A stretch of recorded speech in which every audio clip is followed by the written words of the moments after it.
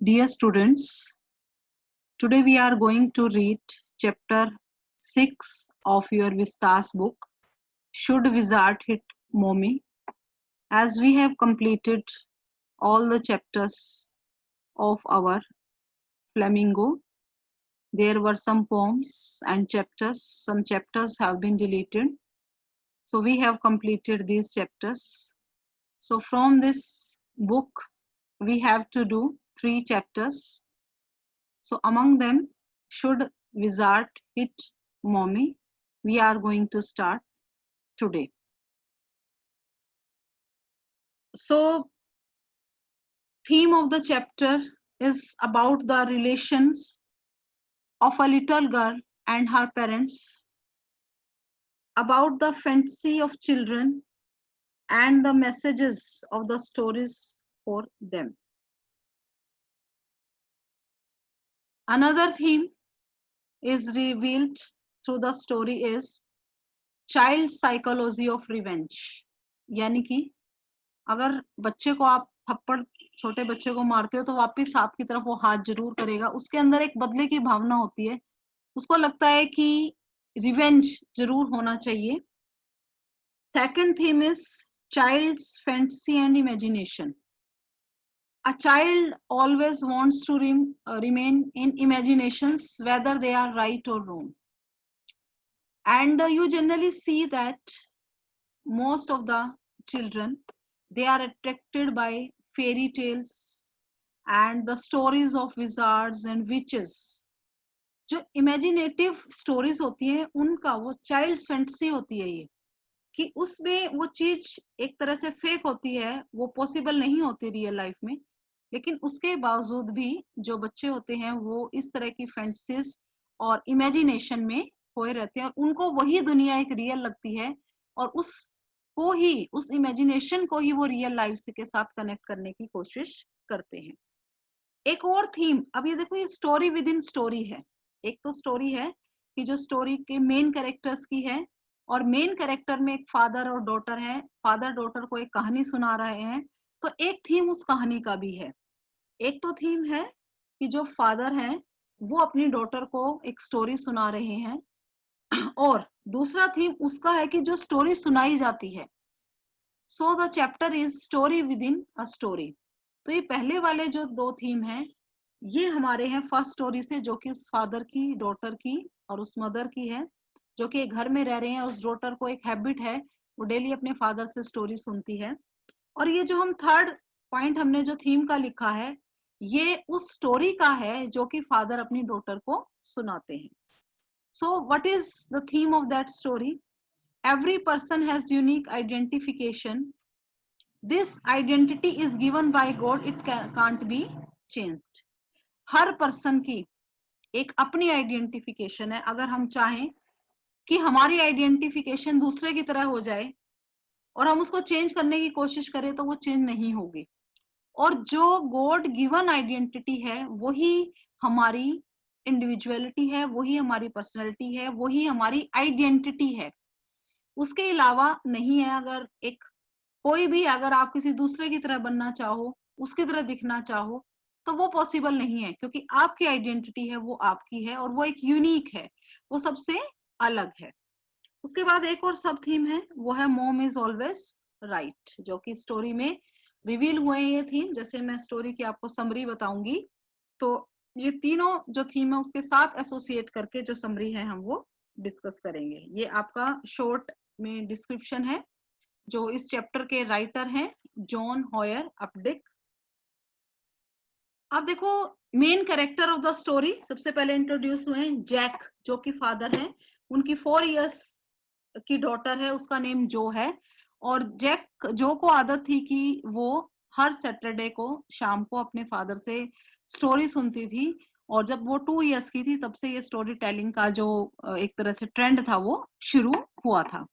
अब क्या था कि फादर एक के बाद एक इतनी स्टोरी हर वीक में स्टोरी सुना सुना के वो थक चुके थे, उनके माइंड में नई स्टोरीज नहीं आती थी. तो वो क्या करते थे कि सिर्फ कैरेक्टर्स को चेंज कर देते थे और मेन जो बेस होता था वो सेम ही रहता था. The story begins when Jack, father हैं, is telling story to his 4-year-old daughter Jo. जो डॉटर का नेम है जोएना, उसका पूरा नेम है।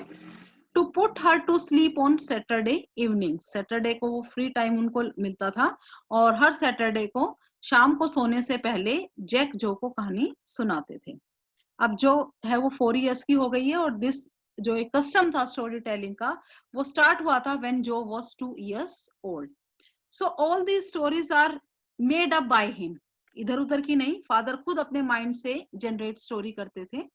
This started 2 years ago, as I told you, when Joe was 2 years old. Every story is a variation of the same tale and it starts with the same Roger and imaginary animal. अब क्या था कि हर story में एक हल्का सा variation होता था, कहानी एक ही थी, कैरेक्टर अलग होता था, कैरेक्टर में भी रोजर होता था, लेकिन रोजर के साथ जैसे कि रोजर मंकी, रोजर स्क्विरल और रोजर रैट, तो रोजर तो रहता ही था, एनिमल्स चेंज हो जाते थे और जो बेसिक टेल थी वो भी एक ही रहती थी। और वो टेल क्या होती थी कि रोजर कोई भी एनिमल था, उसको एक प्रॉब्लम होती थी और वो रोजर एनिमल कहाँ जाता था, he would go to wise owl to solve his problems. The owl would direct him to the wizard, wizard होता है जादूगर, who would do magic and solve his problems and demand money in return. Roger would be short of money and would go to a well as directed by the wizard and will get the money from there and would pay him off. क्या होता था हर कहानी में, Roger कोई भी animal का name change हो जाता था, रोजर उसके साथ ही रहता था, हर कहानी में ऐसे ही होता था। उसमें क्या होता था कि उस रोजर एनिमल को कोई ना कोई प्रॉब्लम होती थी और वो वाइज आउल के पास जाता, आउल उसको रास्ता बताता कि विजार्ड के पास जाओ, विजार्ड कुछ मैजिक करता, मैजिक स्पेल करता और उसकी प्रॉब्लम सोल्व हो जाती और वो बदले में जितने पैसे मांगता, हर बार रोजर एनिमल के पास पैसे कम होते थे, 3 या 4 जो पेनिस थी वो कम होती थी और वो उसको खुद ही इंस्ट्रक्ट करता कि एक पास में वेल है, कुआं है, वहां पे जाओ, और रोजर एनिमल उस वेल के पास जाता, वहां के वो 2 चक्कर लगाता और जो पैसे कम होते थे वो वहां से मिल जाते और वो विजार्ड को दे देता और उसकी प्रॉब्लम थी वो सोल्व हो जाती और वो वापस घर आता। he would be happy to solve his problems and would play with his friends happily, अपने फ्रेंड्स के साथ वो खेलता। his father would return on the train, हर कहानी में ही ऐसा होता था, जो भी रोजर एनिमल था उसके फादर ट्रेन में आते थे और सब बैठ के खाना खाते थे। तो ये थी आपकी कि जो डेली यही कहानी रहती थी, डेली का मतलब एवरी सैटरडे को, और उसमें एनिमल्स थे वो चेंज होते रहते थे। तो अब ये जो हमारी कहानी शुरू होती है, इसमें आज के दिन जो जैक है वो जो को जो कहानी सुना रहे हैं, वो कहानी सुना रहे हैं रोजर स्कंक की। स्कंक अमेरिका में पाए जाने वाला, जैसे हमारा रैट होता है, व्हाइट कलर का एक होता है, रैट से थोड़ा बड़ा होता है। अब स्कंक की जो स्मेल है वो बहुत गंदी होती है, मतलब अगर ह्यूमन बींग्स, अगर स्कंक कहीं से घर में भी निकल जाता था, बहुत बदबू वहां पे आती है।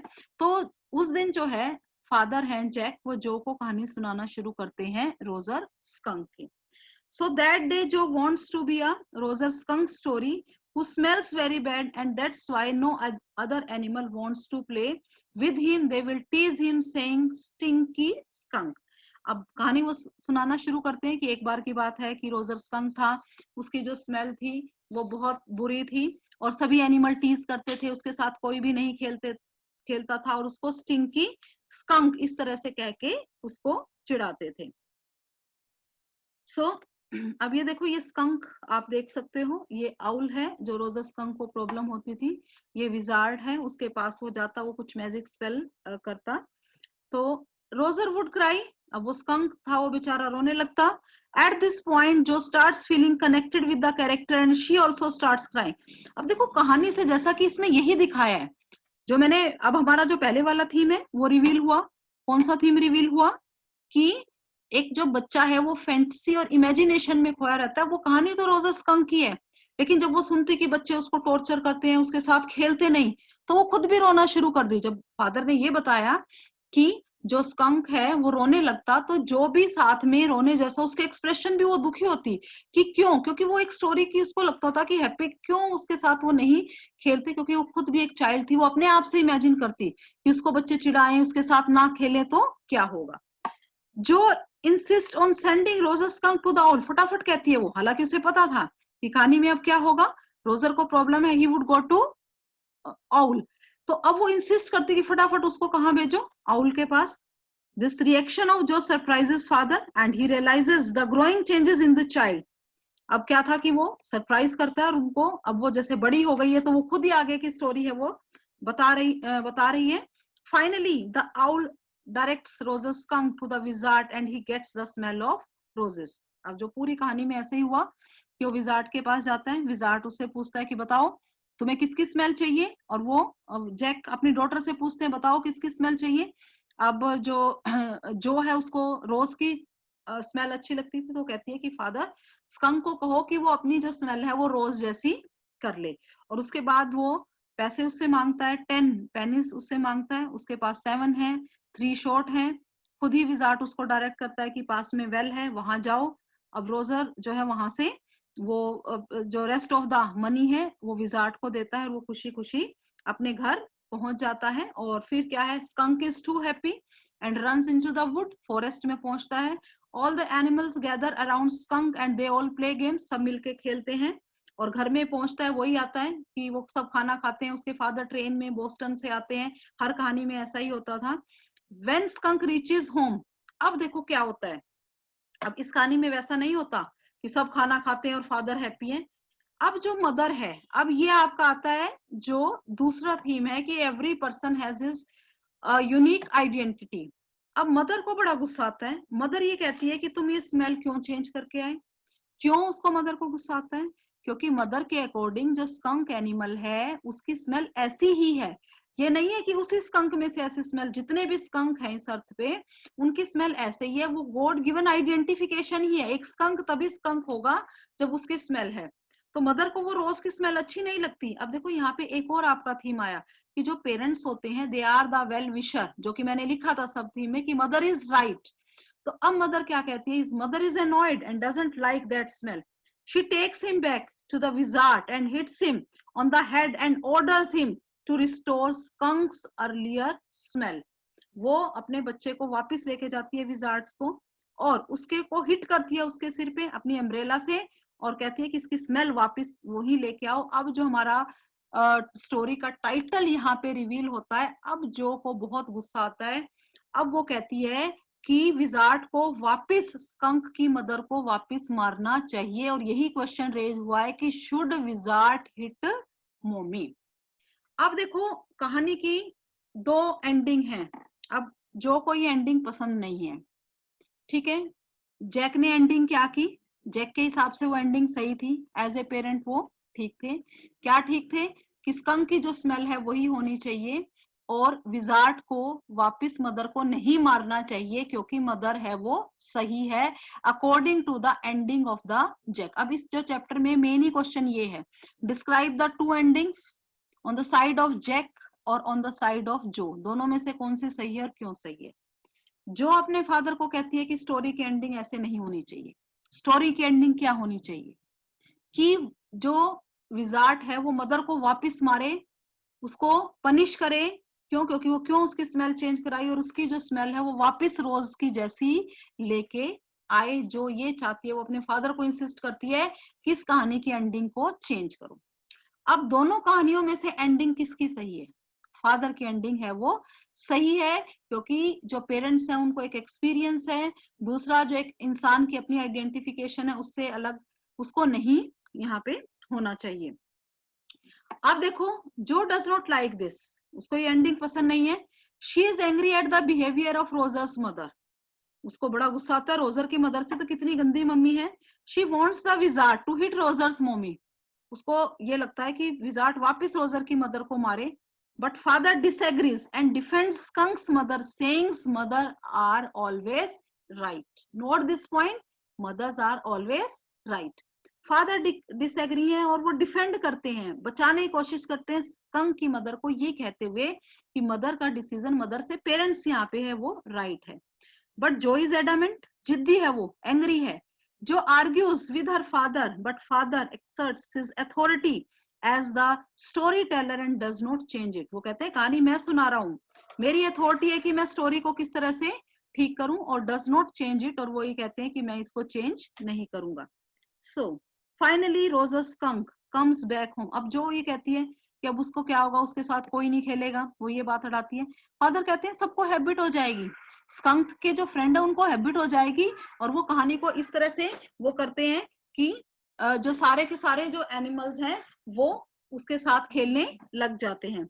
So finally Rosa skunk comes back home with his mommy, and gradually other animals also get used to his smell and start playing with him। और वो used to हो जाते हैं और उसके साथ जो खेलना है वो पसंद कर देते हैं। अब जो को ये बात पसंद नहीं है, जो disagrees that this can happen and refuses to sleep, वो कहती है नहीं, वो नहीं सोएगी, पहले इस कहानी की एंडिंग चेंज करो। She wants another story in which mommy is hit.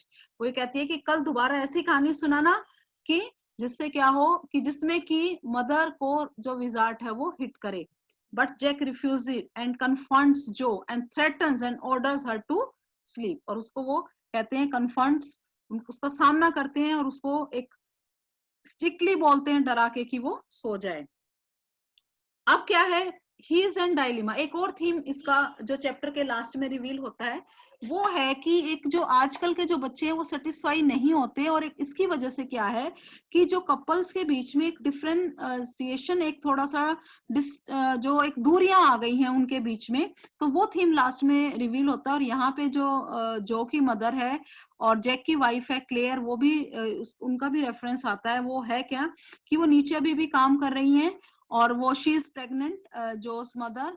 And Jo अब क्या है कि जैक को एक अगली मिडल पोजीशन लगती है कि ना तो वो अपनी डॉटर को कहानी में सेटिस्फाई कर पाया और ना ही वो अपनी वाइफ की हेल्प कर पाया। तो वो उनको एक बहुत ही वो लगता है और वो कुछ नहीं बोलना चाहता, और वो एक अपने आप को अगली मिडल पोजीशन में फील करता है। ये क्वेश्चन कई बार आता है कि ये जो लास्ट लाइन आपकी लिखी हुई है कि why does Jack feel caught in ugly position, अगली मिडल पोजीशन, और वो डिफिकल्ट सिचुएशन क्या है कि that he is not able to satisfy his daughter by telling the story, nor he is able to help his wife। तो अब देखो he is in a dilemma because he knows that his pregnant wife is working downstairs all alone and he must help her। he feels trapped and uneasy, caught in a difficult situation। और इस difficult situation को लिखा है एक अगली middle position। अब देखो इसका जो एक मेन क्वेश्चन एक ही है, वो है what is the moral issue that the story raises. और ये पूरी कहानी उसमें आ जाती है। मोरल इशू वही है जो थीम है। The story shows the conflict between two generations. पता चल गया आपको टू जनरेशन में कौन सी, फादर की और डॉटर का। It tells about the belief of the older generation in custom and tradition and constantly questioning attitude of the younger generation, hence contributing to a generation gap. क्या है, father अपने तरीके से बताना चाह रहे हैं लेकिन बच्चे क्या है वो उस चीज से एग्री नहीं होते हैं, वो इस चीज को चेंज करवाना चाहते हैं, वो अपने पॉइंट ऑफ व्यू से सोचना चाहते हैं। और ये दो विचारों में व्यूज का जो डिफरेंट है वो क्या है, जनरेशन गैप है। Not understanding her son's pain of loneliness and dejection, mother skunk gets his smell changed to his original foul smell and loves him the way he is, raising the moral issue of whether parents should always decide what the children should do or let the children do what they like to do। क्या moral issue raise हुआ कि क्या parents को interfere करना चाहिए या बच्चों को ऐसे ही छोड़ दें, कि क्या वो पसंद करें वो चीज होनी चाहिए या जो एक्चुअल में डिसाइड है गॉड की तरफ से वो होनी चाहिए। There is an evident contrast between an adult perspective on life and the world view of a little child.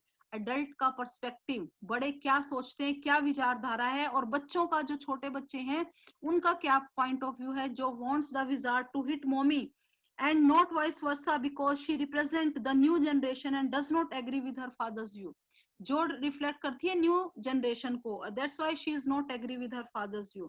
Jack sum up the issue in one sentence, एक ही वो उसमें कहता है she knew what was right। वो कहता है कि mother को पता है सही क्या है, तुम गलत हो। Jack also says that the little skunk agreed to the mother's proposal because he loved his mother and more than the other animal। अब वो एक और बात उसको समझाने के लिए कहता है कि कोई भी जो बच्चा है उसको उसकी मदर से ज्यादा कोई प्यार नहीं करता। अगर मदर ये चाहती है कि उसकी स्मेल चेंज हो तो इसका मतलब वो उसकी वेल विशर है। Little Joe feels that the skunk's mother should not have robbed her little son of the pleasure he derived when playing with the other animals when he smelt of roses। और उसको क्या लगता है जो को, उसको लगता है कि उसकी मदर ऐसा करके जब उसको रोजेस की स्मेल नहीं प्रोवाइड की जा रही तो वो रोक रही है किससे, कि उसका जो बेबी है वो दूसरे एनिमल्स के साथ ना खेले। She insists that Wizard hit the mommy on the head and calls little skunk mother a stupid mommy. अब जो देखो ये कहती है कि विजार्ड को उसके वापस मारना चाहिए और उसकी जो मदर है वो स्टूपिड है। Keeping to her viewpoint, she insisted that her father should tell her the story the next day in a different manner. So we see that the story deals with different level of maturity of Jack and Joe. This is the theme of the chapter. अब 3 theme इसमें reveal हुए। एक तो child psychology of revenge, वो कब reveal हुआ, जब वो वापस कहती है कि विजार्ड को मारना चाहिए। दूसरा इसमें है चाइल्ड फैंटेसी और इमेजिनेशन, कि बच्चों को इस तरह की कहानियां, जैसे कि वो रोजस कंक को अपने साथ एसोसिएट करती है, जब वो रोता है तो वो भी उदास हो जाती है। तीसरा क्या कि हर इंडिविजुअल आइडेंटिफिकेशन है, हर जो कि गॉड ने प्रोवाइड की है। और एक और ठीक है वो है distancing between couple due to the responsibility to their children and household duties.